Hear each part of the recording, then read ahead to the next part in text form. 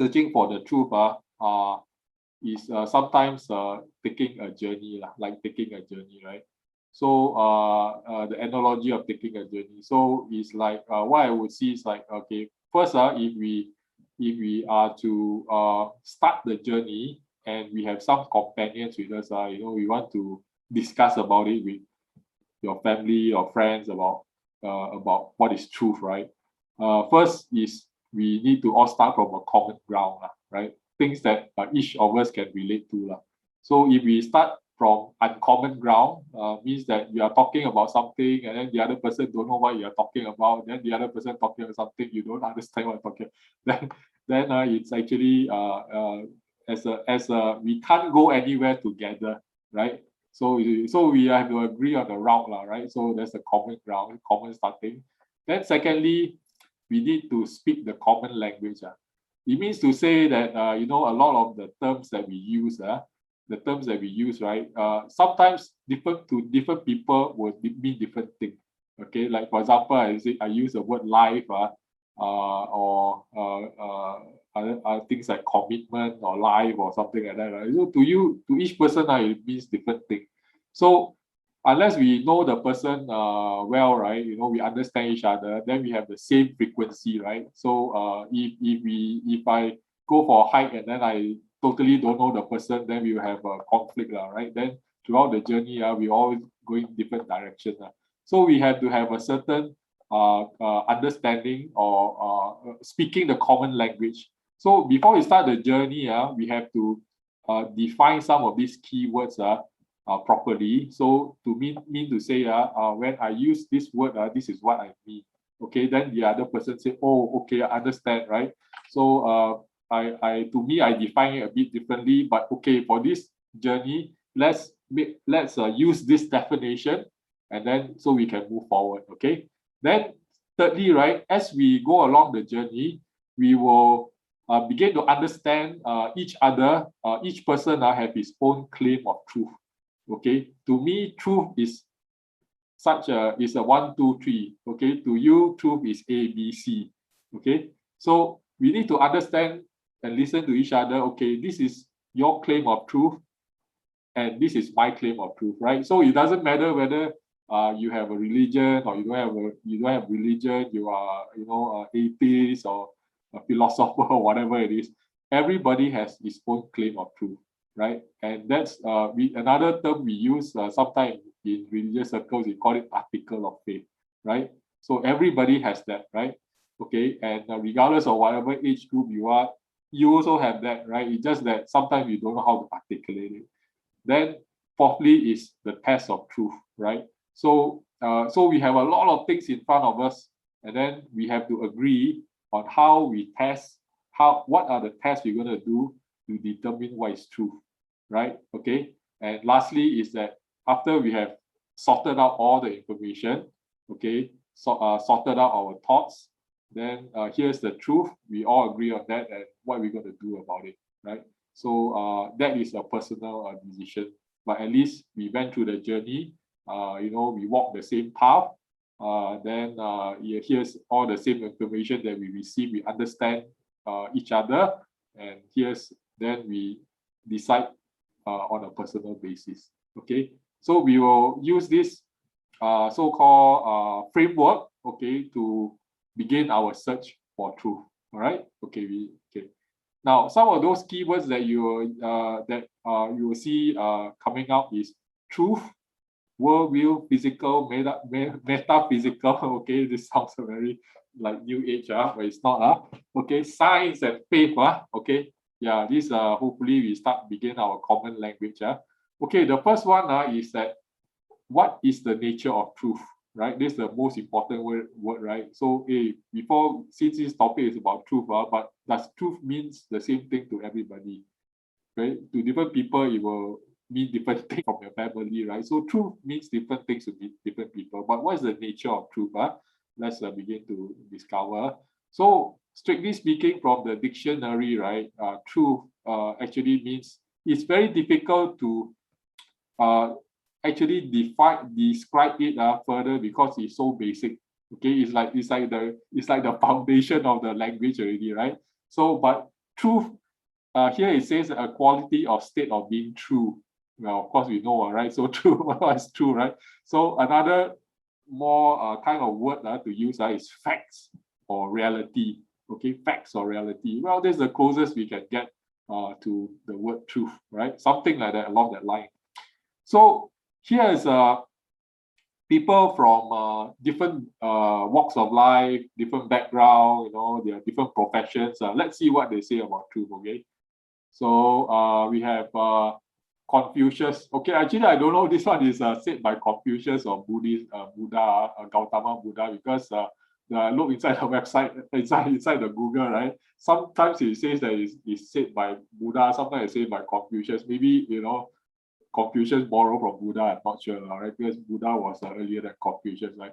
He said three things cannot long be hidden: the sun, the moon, and the truth, right? So okay, later we will see the commonality between all these, what these people say. They are just observing life about what they understand about what truth is. And somebody say truth is still the truth even if no one believes it. A lie is still a lie even if everyone believes it. Okay, this one don't know who said it. Okay, Mahatma Gandhi. Okay, Hindu. Even if you are a minority of one, truth is the truth. All right. Okay, and Mark Twain, a very famous American writer, always tell the truth. That way you don't have to remember what you said. Okay, this one is he's implying that if you start lying, right, then you have to remember what you said on your previous lie and your previous lie, right? So what he's saying is that always tell the truth, so then you don't have to worry about what lie you said to cover your lie before that and your lie before that, right? So why saying? Okay. Maimonides, okay, this is a bit difficult. Maimonides, okay, Maimonides is a very famous, very famous, and a highly respected Jewish scholar. He's not a Christian, right? He's a Judaism, right? He said truth does not become more true by virtue of the fact that the entire world agrees with it, nor less so even if the whole world disagree with it. Okay, truth is like this. And finally, okay, wow, this is Elvis Presley. So what you guys think? Elvis Presley intelligent or not? Okay, he's a scholar, but even him going through his life, you know, as an entertainer, all right, he also observed these things. He said truth is like the sun. You can shut it out for a while, but it ain't going away, right? Ain't going away. So what is all these people saying, right? So all these people are just observing life, right? They are not religious people, you know. I mean, they are not Christians. They are not. Some of them are not religious people, right? You know, they live in different ages, you know, different culture. But one thing they observe, something common about truth, and they realize it is that the truth, go to describe it now, but is something unchanging. Okay, it does not matter if it's not dependent on people's opinion. Okay, if the truth is the truth, right? So it's not dependent on people's opinion. Even if you choose not to believe in it, that truth is always the truth. Okay, so even if the majority believe about something which is not true, then it is not true, right? It doesn't depend on whether the majority believe in it, believe in that thing, or or one person believe, or nobody believe in it. That truth will always remain the truth. So it's like basically very simple, like saying like, you know, like this comb is a comb, okay, whether you believe or not, right? You want to use it as a toothbrush or whatever, also you know, you believe it's a toothbrush, it doesn't, you know, what you believe is not valid. A comb is a comb, okay, this is a comb, okay. So basically it's like that, right? So people from all walks of life recognize that truth is not dependent on people's opinion. It's objective, okay. So which brings the classical story about the blind man and the elephant, right? The blind man and but we want to say, we modernize it, right? We say the blindfolded scientist and the elephant. Okay, so so you have a group of scientists that decide to do an experiment. So they're all wearing their lab coat. So they get blindfolded, and they were led to this thing. Okay, they were asked to identify what this thing is, right? And they were not told what this thing is. Okay, so and then each of them touch a part of it, and we all know the story, right? Is because this is an elephant, right? Elephant have different part of the body, have different shape. So some say it's a snake, some say it's a tree, some say it's a rope and a wall. Okay, all right. So despite them being a scientist and highly intelligent, because their eyes were blindfolded, right? They could not figure out what this elephant, but they strongly believe, each one of them, right, when they were touching that part of the elephant, that is what they believe, right? The guy strongly believes it's a wall. He said, I strongly believe this is a tree. You know, I strongly believe, I got no doubt about it, this is a spear, or this is a fan, right? Or snake, right? But a little boy standing away, distance away, just shout to his mommy, "Mommy, that's an elephant." Okay, so the boy, a young boy, maybe he's just 3 years old, 4 years old, right? He says elephant. Who's right?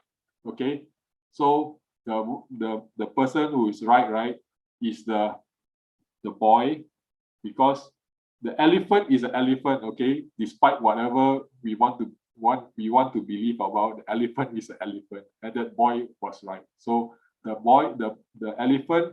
boy made an objective observation on the elephant and identified the elephant to be elephant, right? Whereas the blindfolded scientists, even though they believe strongly, they are convinced, but what they believe is subjective. So here's another very interesting so-called experiment, science experiment, right? So imagine two persons standing on either side of the wall. They look at the shadow. They say, "Hey, this one is a square. Then this one is a circle." So they argue each other. But on the other side of the wall, right, when you see it in 3 dimensions, it's a cylinder. Okay, so that's the truth, right? No matter they argue the face until blue, because they say, I swear by it, I saw it's a square, I swear by it, it's a circle, right? But actually it's a cylinder. Okay, so the reason is because there was another missing dimension that they did not see, so they could not know actually what was that object. Same like this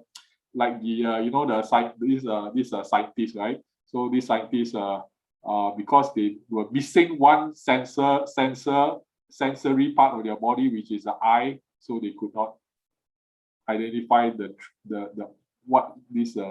elephant, right? So what do we learn here and observe by many people, all times and all ages and all culture, that one thing is that that what you choose to believe does not change the truth, because the truth is objective. Okay, and also the truth, right, is coherent and not contradictory, because the truth is exclusive, meaning that here in this case of this elephant, right, so you have how many 1 2 3 4 5 6 answers, right, and count the boy is 7, right, but only one of them is correct. That's the boy. Okay, so yeah, it cannot be okay, it cannot be a wall and a spear at the same time, something like that, right? Okay, it cannot be a square and a circle at the same time, right? And it applies to everyone. The truth is universal, right? Whether you like it or not, or I like it or not, right? The truth is the truth, is universal, right? So that's what people from all times and all ages they observe about this truth. Okay, so once now we know one of the nature of truth. Okay, another funny analogy, right, would be imagine dad and daddy and son. Okay, daddy and son.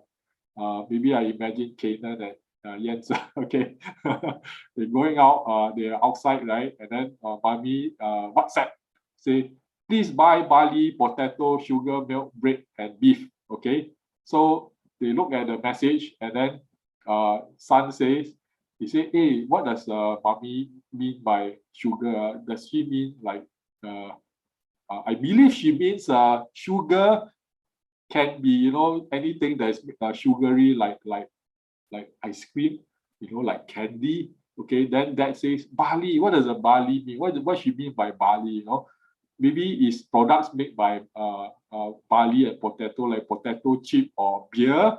Okay, or or burger, right? Beef, it could be beef burger. So both of them are wrong. Okay, and because the objective truth, right, is not what they choose to believe, but does not change the objective truth. And the objective truth is that list that was given by mommy. So therefore, that list, right, written is the objective truth, and the objective truth giver is the mommy. So the mommy is the one who decides what's the meaning of barley, potato, milk, sugar, bread, and beef, which is just barley to potato, milk, sugar, bread, and beef. Okay, it doesn't mean anything else, right? So it doesn't matter what daddy and son and the son believe. Okay, right? So here we have reached our first checkpoint. Okay, we hiking, we always say checkpoint. Okay, the nature of truth is objective, it is exclusive, is always coherent and non-contradictory, and is universal. It applies to everybody. Okay, that is we learn our nature about truth. Okay.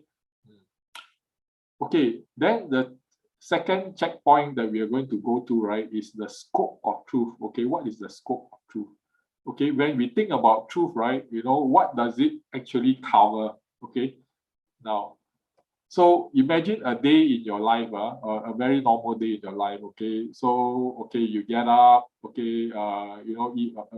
Some of you eat breakfast at home, some eat out, you know, outside.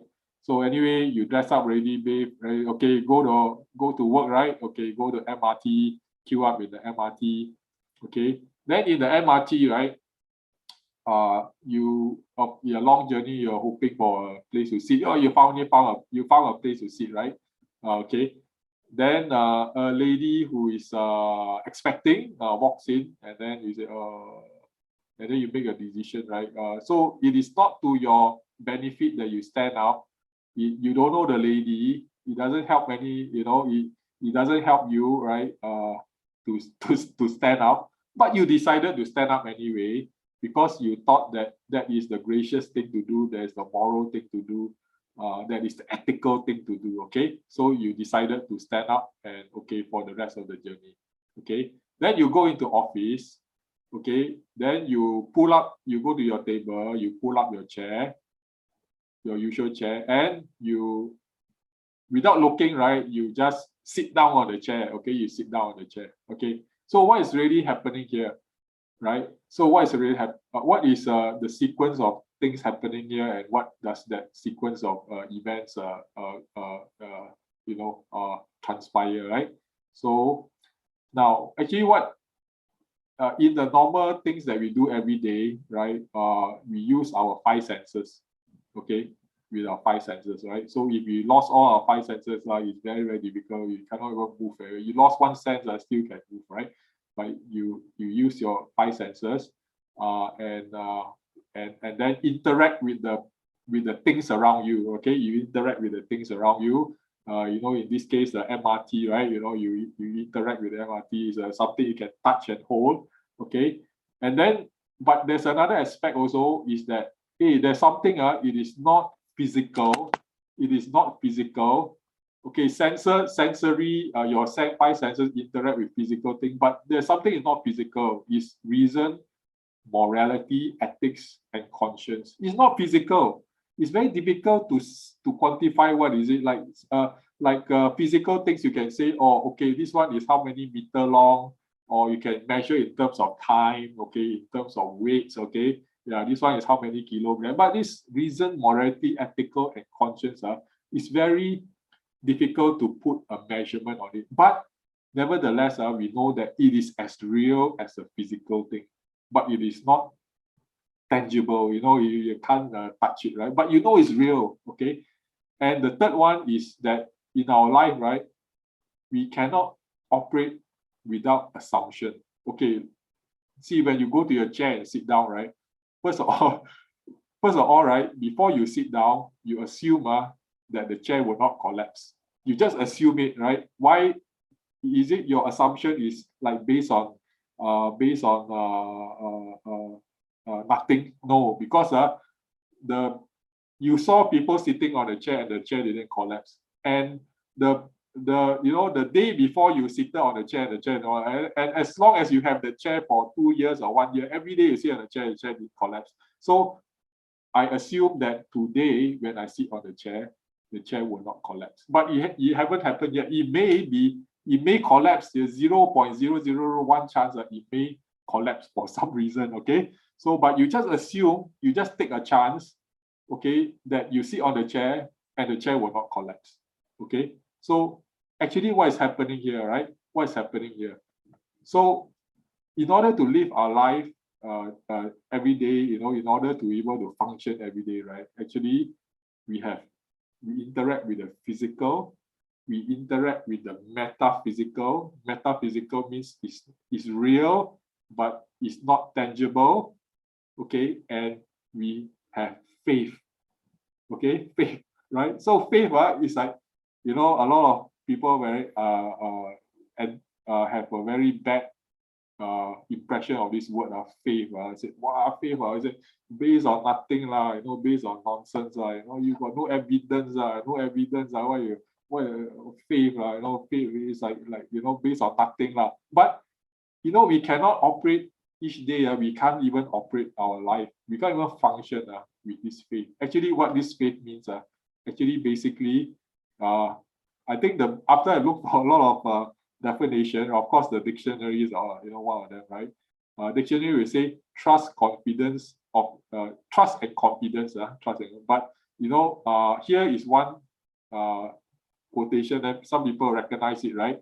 Faith is being sure of what we hope for and certain of what we do not see, right? That's what happening. The lady sitting on the chair, right? Okay, be sure of what we hope for. The lady hoped that the chair will able to support her and give her comfort, and certain of what we do not see. Okay, that she have not sat down yet, right? But she's expecting that when she sits down, the chair is going to hold her up, and as always, okay. So I would add the term that trust confidence of the future outcome, or in someone.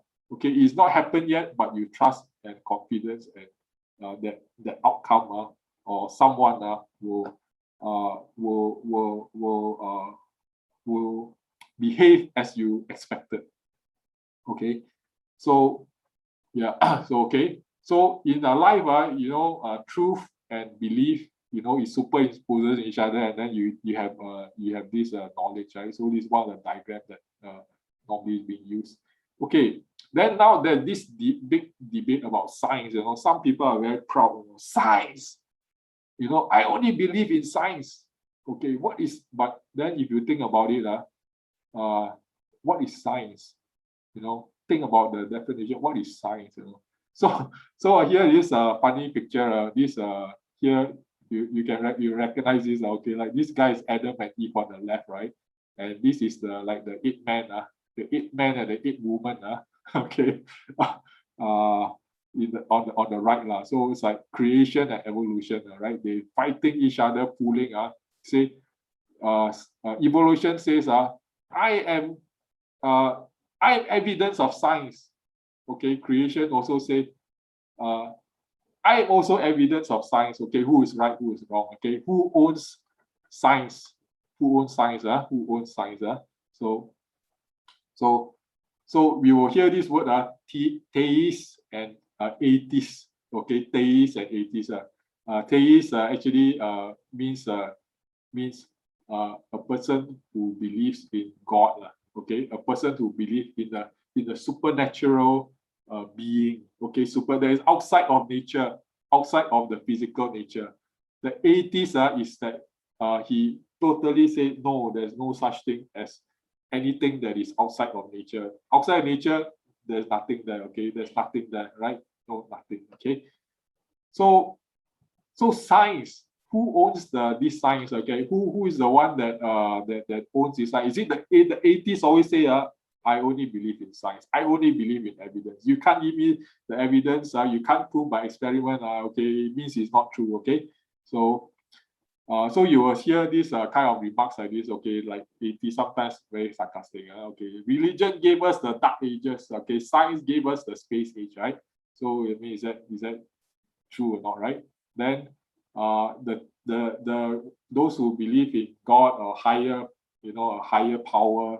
A little knowledge of science makes man an atheist, but in-depth study of science makes him a believer in God. And here is this man, something chopped off his name.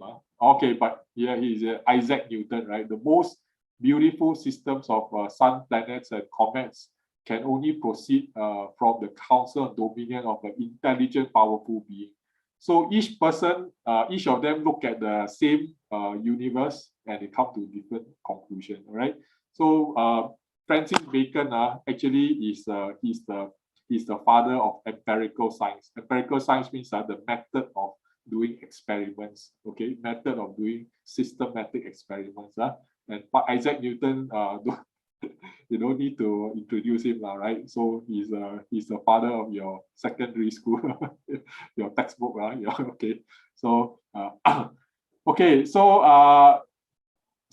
Isaac Newton, and how can it be that the theists, right, who believe in God, and the atheists, right, who claims that if there's no evidence, there's no science, then but we have to be honest, that each of these belief, regardless of you have belief in God or you don't believe in God, they excel in science. Okay, but actually, the one that believe in God, you will see more names that you recognize, like Faraday or Boyle, right? All these you use your secondary school the equation, calculate the equation, all these Galileo, all these people, okay, Copernicus, all these all these are believers. They believe in God, right? So the believing in God doesn't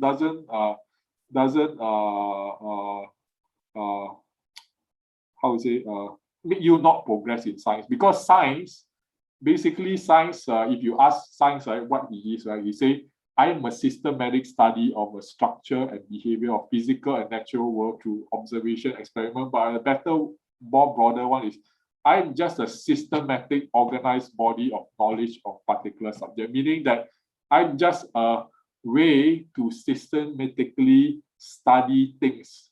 Okay, I am a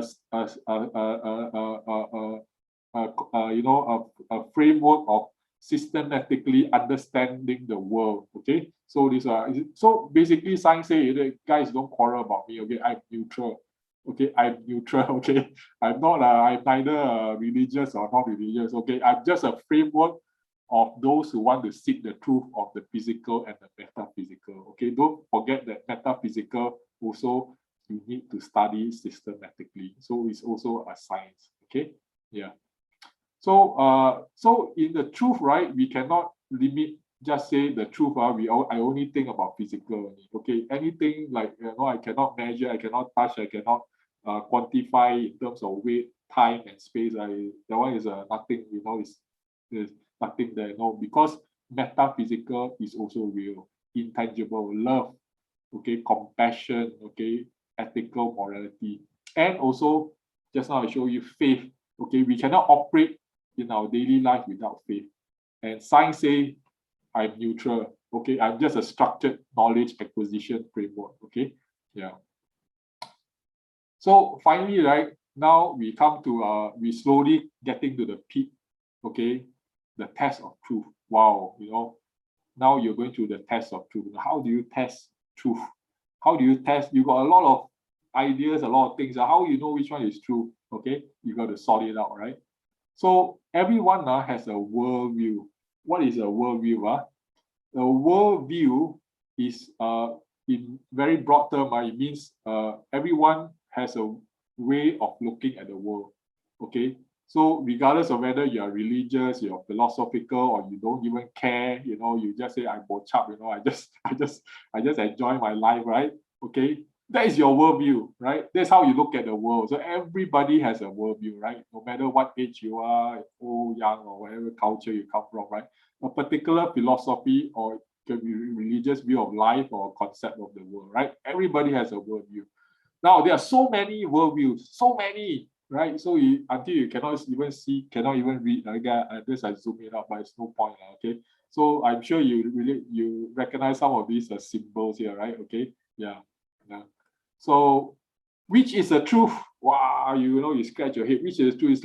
It's like finding a needle in a haystack, right? Yeah. What so many worldview? How you know which one is true? As we know about the nature of truth, right? It cannot be all of them are true, right? Right. Yeah. In fact, it only could be one of them is true, right? So how do you know which one is okay? This is a tough one. Okay, we are getting to the peak. The test of truth. Okay.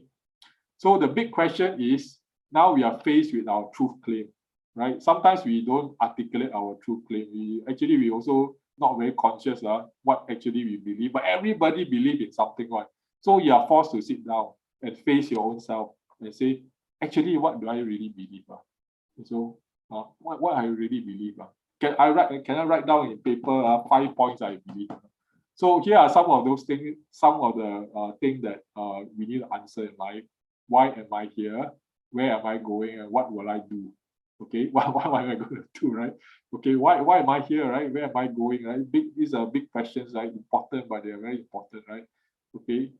Okay, so just now we learned about theists and atheists, right? So we have these two ends of the spectrum. Okay, so this is the color spectrum, and then and the theist say I am created. Okay, I have some being outside of nature that created me. Atheists say I only exist by chance only. Okay, because if you have a creator, you exist by chance, right? So we by chance, right? So one can argue whether is it possible to exist by chance also, okay? So and then further drill down, the creator, the theist will ask, is God knowable, or is God really unknowable? Okay. So and then the atheists will say, I'm my own God. Some of them say, okay, yeah, there's no God lah. I'm my own God lah. Okay, because I decide what is right and wrong. I decide how I want to live my life. I decide what is good and evil, right? Then another portion of it, I don't care lah. I just live for the moment only, right? And there's also one in the middle is like, okay, you will not find this word in the dictionary. Okay, I just call it apatheist. Okay, apatheist. Okay, apatheist is not Malay word. It's not apa. I don't know why. No. Okay, apatheist. I just borrow the word apathy. Apathy means you are not motivated, you are not concerned, you don't really care. Okay, so he said, I don't really care whether God, no God, I don't really care. I got no opinion. I'm not interested okay. So, but however, when you comes down to living your life, you are actually a mixture of both. Okay, depend on the circumstances. Sometimes you say I don't believe in God, but I also was a bit scared of supernatural thing. I said, wow, got ghosts. I will also be scared. Kind of thing, right? Okay, yeah. So I also don't want to offend any spiritual thing. But I say, do I believe in God? I also don't know Okay, I don't want to care about it Okay, so either you fall in this within this spectrum Okay.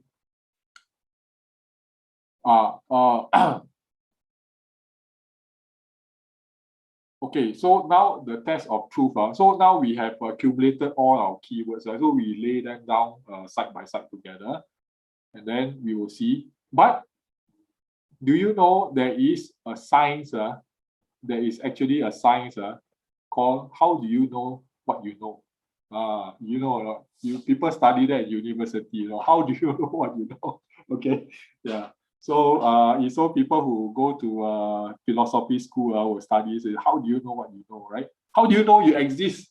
How do you know you exist? Okay, one of the very movies that actually try to capture the imagination of this is what? Everybody know? The Matrix. You see the Matrix, right? The Matrix say how you know what you are living in this daily life, or is it real one? Okay, maybe you are just you are just a program, okay, controlled by a master computer somewhere. You're just imagining all these things only, okay. So the metrics actually try to capture this imagination, okay. How do you know that you know, right? So this is called actually is a part of the science of under the philosophy, okay. It's called epistemology, okay. Yeah, so it's the study of basically how do you know what you know lah, okay. That's why they study lah, okay. Yeah, so now we have these two spectrum here, God, no God, okay. Yeah, the one that say I don't care, the one is like I mean nothing can be done lah, right? So we say okay, God or no, there's a God or no God, right? Then okay, so let's be complete about this. Just now we say it has to be holistic, right? So in order to consider truth, let's consider the physical world. So if you have God, then it's designed, is purposeful and knowable, right? That's how those scientists develop begin to embark on the father of science, right? All the different scientists, right? Isaac Newton and this Francis Bacon, all because they started off with the assumption that this world is designed, okay. It has an order. It works in a predictable way. There's some is a works in a predict. So they go in with this assumption on the creation. They say because of this, I know that this world has been designed. Okay, it works in a certain way. Therefore, I can study it systematically and able to understand it systematically. And in fact, I can make use of this to better my own life, which is what they did. Okay, is what they did, right? Okay. Then if you have no God, then you say, okay, I got to figure out how all these things came about one. So since there's no designer, then it's a random chance. They just randomly come together. But where does under the law of physics and chemistry, but where this law come from, I don't know. I don't know where it come from, but they interact within this law of physics and chemistry, and then they by chance they appear, okay. And if you ask, is there a purpose? There's no purpose, okay. There's not a design for a purpose, okay. So you have to admit that, right? So I mean, basically, right now you're examining evidence, right? Okay, let's look at the metaphysical, conscience, reasoning, morality, ethics. Aesthetics means the appreciation of beauty, and virtue like love, compassion, loyalty, honor, justice, and even why evil and suffering. Okay, so even that, right, is metaphysical. Okay, we can't hold it, it's not tangible, but is real. Okay, so design. Okay, the one who believes in God will say that okay, it is design, it is part of the design.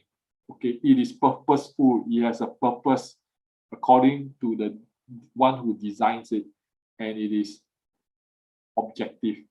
Okay, because there's somebody who designed this, there's a purpose for this. Okay, so okay, I know the subject evil and suffering is very, very sensitive. Okay, it brings a lot of hurt in a lot of people, right? So but remember, we have one topic on that, the next one. Okay, so you just hold on onto that, right? But let's talk about all those good things first, the conscience, virtue.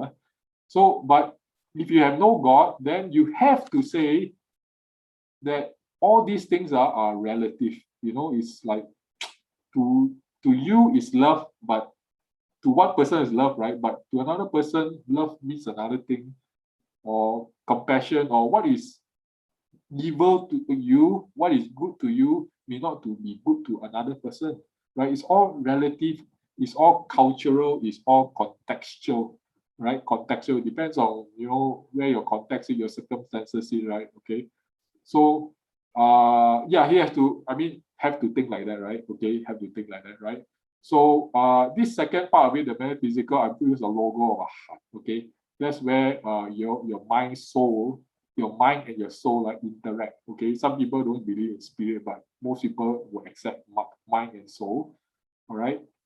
And the last one is just now we talk about faith, right? You know, we can't live our daily life without faith. We have to assume something, okay, to move on, right? So the person who have faith is that yes, there's a creator God, okay, who give us life, who sustain our life. Life has an objective and a purpose, okay. Natural, yes, we all see the natural, the physical, what we can see, but the natural has to come from a supernatural. The natural just cannot exist by itself, right? A supernatural beyond natural has to create it, and then that's why we are in the natural realm, okay? So, but in the one who has no God, it's like, okay, faith assumption, there is no God, okay? Life is, purpose is subjective. It's like whatever you want it to be or whatever you think it to be, okay, is subjective. Only the natural exists, okay? We don't really believe in the supernatural, because if I do believe in the supernatural beyond the nature, then that means there's possibility there's a God, okay? Which is not possible. So I say, okay, it's natural, it's just natural, but there's always when you go to the end of the road, like a Big Bang, you know, the Big Bang, right? Then even the scientists admit the point where it bangs, he can calculate until the sub don't know how many nanosecond, right? Before the bang, right? He said, I don't know what happened. I don't know how the how the thing, the element that can cause the bang. He said, I cannot see beyond that, right? So he said there's always this unknown. Okay. Yeah. So now we kind of reach the end of the road to the discussion about no God. So we continue on this God path, right? Which is if God is true, then who is God? Okay, if God is okay, if God is true, right? Who is God? Okay. So just now we say that you know, we can see that we live in the natural realm. We are mortal, we are finite. Okay, we don't last forever. Okay, we are mortal, right? We have time and space. But in order for the natural to exist, they have to be created by a supernatural. That is something that is beyond time and space, right? Otherwise, the natural cannot exist, right? Right. So where the natural come from? Right? It has to be from the supernatural. And then, of course, you may ask, what is created the supernatural? So that is you know, a circular question. Means actually we say supernatural means that it's like beyond natural, means like beyond time and space, means immortal and infinite. So then how can you imagine anything beyond immortal and infinite, right? So, and then if there's a God, is this God knowable? Is this God like unknowable? Is this God like a person, a personable, you can interact with a person, or is this God impersonable? That means like there's no way we can know this thing that created us. Like could be an energy or force or something, right? There's no personal being, right? It's like the force, right? The force created something, right? Or is it already a being or not, right? Because after all, he created something that has the metaphysical that we talk about, you know, love, and you know, ethics, conscience, morality, all these kind of thing, right? You know, justice, right? So it has to come from this God. This God must have this property, right? In order for him to create that, right? So is it noble? Okay, so that's another question, right? So finally, we have reached to the almost the pinnacle, right? And then we have to look at all this from the top of the mountain, and then we can say, can I afford to disbelieve or ignore God's existence? Well, okay, if there is a supernatural, actually that means there's afterlife. If there's afterlife, it's a very big deal. Okay, it's a very, very big deal, right? So because we know that our life here is mortal, then there is an afterlife, right? That is a very big deal. Okay, because we need to know what's happening after this life. Okay, so and then can we afford to ignore God? You know, well, I don't know about that, right? But it's like, you know, I don't think we should ignore God. Okay, yeah, because there's a supernatural realm, right? The supernatural. Okay, so here the test of truth has to be coherent, has to be non-contradictory. Okay, sorry, and has to be holistic. Okay, you cannot just take the physical part and then ignore the metaphysical and the faith, because those two are also real, metaphysical and faith, and it has to be purposeful. Okay, so if without purpose, then it's like, it's like, don't know, end of the road already. Okay, then, okay. So, okay, over here, right now, among the many ideas, many worldviews, right? So we consider one is Jesus the truth. Okay, Jesus the truth, right? So that's where we shall examine it, the next couple of sessions. Okay, here I want to tell a story from the Bible. The Apostle Paul, a disciple of Jesus, all right, he traveled to many parts of the Roman Empire. So the Roman Empire, you know some history. Okay, it's actually the Mediterranean Sea and also the Middle East. The Syria, the Lebanon, Israel, that side. Okay, so it's like a circular. Okay, yeah. So he traveled to many cities. Okay, sharing about his faith. Okay. So he's called the Apostle of Jesus because he wrote some big portion of the New Testament, the Bible. And one day he was in Athens, capital of Greece. Now we know that Athens, capital of Greece, is actually a center of ideas, philosophies, and religion. Okay, even today, modern life are influenced, shaped by Greek thinking. Okay, so the Greek actually did a very contribution to mankind. Okay, and culture. So you know names like Socrates, Plato, Aristotle. These are very famous names. Okay, and he said, so he went into the city and he saw that it's a magnificent city and many statues and places of worship, okay, objects of worship. So these people, right, actually they are very open-minded. Okay, they are very tolerant of other religion, other ideas. So they always gather around, right, trying to debate new ideas and hear about new things, from people all over the Roman Empire. So he went up and he started talking to some of them. He said, I perceive you are very religious, which is true, okay, because they are, they accept a lot of gods. I even found an altar to an unknown god. So because they are so religious, they are afraid they missed out some god. So they just put a placeholder there. They say unknown god. And so he said, since I'm here, right, I tell you something about this unknown God. Okay, so he says this unknown God that you have not fully discovered yet. Okay, let me tell you who is he. According to what I know him, okay, he's the creator of the universe. Okay, he's the Lord of heaven and earth, and he's the giver and sustainer of life and lifespan. Okay, and there's nothing that God is dependent on human. So that actually is a very big claim, because a lot of the so-called gods are very territorial. So this God belong to this territory, belong to these people, belong to this country. But now he's claiming, he say, hey, there's a supreme God above all other gods, created the universe and is the Lord of the heavens and the earth, giver and sustainer of life. Okay, and you determine your lifespan, right? So immediately here, he already claimed something already.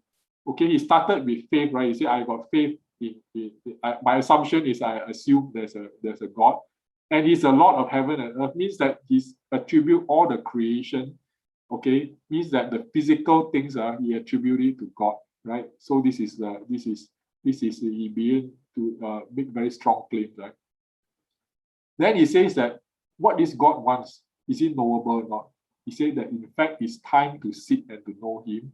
He is near because our very living is dependent on him daily. So your life, your daily life, you cannot carry on your daily life without him. All the rain and the oxygen and the air, or your harvest, everything, all is sustained by his being, his energy, his life force, his life, his life force, creative force is sustaining this whole world.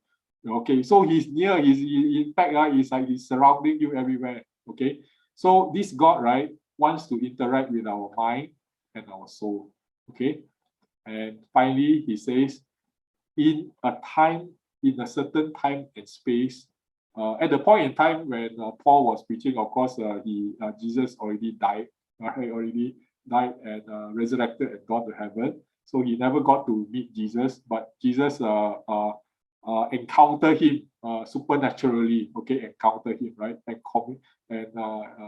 Before that, he was anti Jesus. Okay, so he said in a time and space, he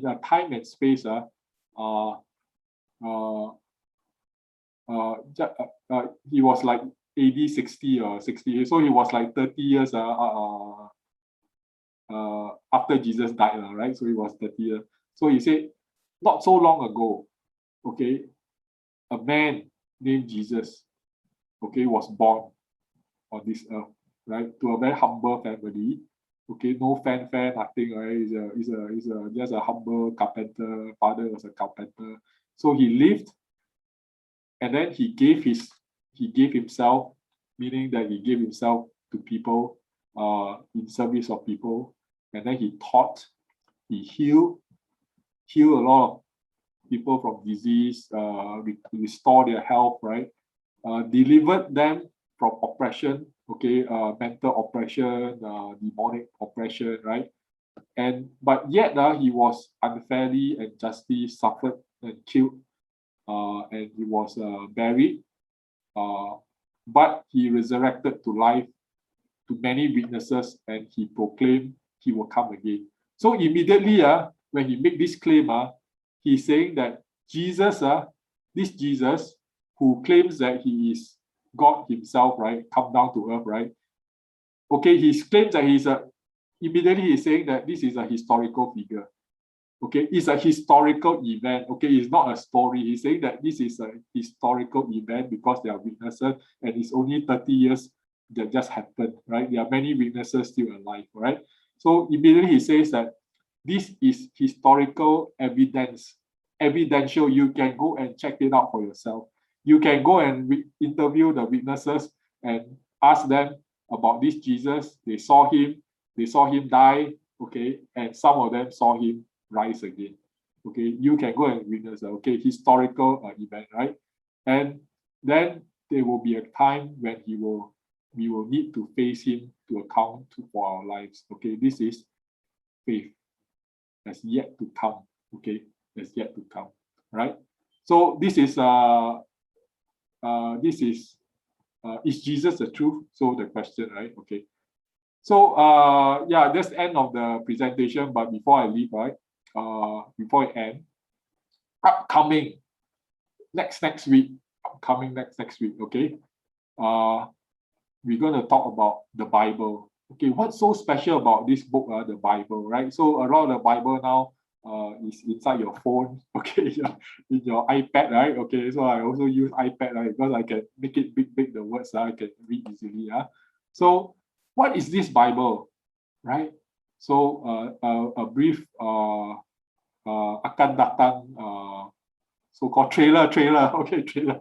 I always like those Marvel trailer, right? It's written by 40 writers, okay, across different ages, different background, across a span of 1,500 years. They never met each other, okay, they never talked to each other, right? Okay, so and altogether there are 66 books, okay, and what is inside 66 books is actually human literature. Human literature is not some angelic thing that you cannot understand. You can pick it up and then you can read it, and then you can understand reasonably well, right? So of course, if you need to have some historical background, then you can understand better. But most people can understand it, right? Is history narrative? Is history narrated? Is law? Yes, a law instructional. Yes, teachings. Yes, poetry. Yes, wisdom like proverbs, and yes, prophecy. Things are yet to come. Okay, so immediately when you have this, right, you know what we are saying? You are putting it to the test. If you say you have history and narrative, that means I can check. I can check whether those places that you quoted, the events, whether it happened or not, whether is there such an emperor or not, is there such a place at such a time or not, right? So immediately it becomes physical, evidential, verifiable, right? Then secondly, it also addresses the heart, okay? The body, the mind, no, so the body, the mind, and the soul and the spirit, because poetry, wisdom, right? Teaching, okay, that's what you talk about, right? About life, about, you know, it touches our heart and teaches about us, how to you know, how to be the person that God wants us to be, right? And it's also, and finally, okay, sorry, and finally, it's a test of faith, because it claims that certain things is going to happen in the future. Did it happen or not, right? We can also verify things that was claimed to happen because it written 1,500 ago, 500 years later, did it happen or not, right? So it's a big one. So is it testable? Is this truth testable? Yes, it is testable. According to the framework that we put out just now, is it testable? Yes, it is testable. So one way to look at it is that you see these 40 writers, right? 66 book, 1,500 years, right? And when you pick up and read, reasonably well. I mean, if you are I mean, so-called you went to school and then you have quite good, like, reasonable language skills, you can understand reasonably well in chronological order what it is trying to say, you know, what the events are happening. Some part of it a bit poetry, a bit difficult. You know, I also, you know, last time I also take poetry in you know, Malaysia, the Malay class, you know, the Bahasa SPM, Form 5. Okay, so I also do very bad, difficult to understand poetry, you understand? Yeah, but historical narrative, instructional is reasonably easy to understand, right? But 1,500 years the span, written by 40 writers, but there's it looks like there's some coherent, systematic message going through the ages. Some storyline going on, right? Like progression, right? And that can only happen if God is the one who is the author. He's the one who is overseeing the entire writing of this Bible, right? Because every guy, he just write a small portion of it, right? You stitch it together, there's only one editor. God is an editor, right? So, and this is actually God's journal, or you may say God's diary of himself. Okay, who he is, why he did what he did, okay, what he has done and is doing, and what he will do. Okay, who we are, and it's also about us, because he's interacting with us, right? Who we are, why we are what we are, okay, condition of where we are, what we ought to do, and what we can be. Join us again for upcoming 22nd October for the amazing Bible and know about this God, okay? The one author God who wrote this Bible.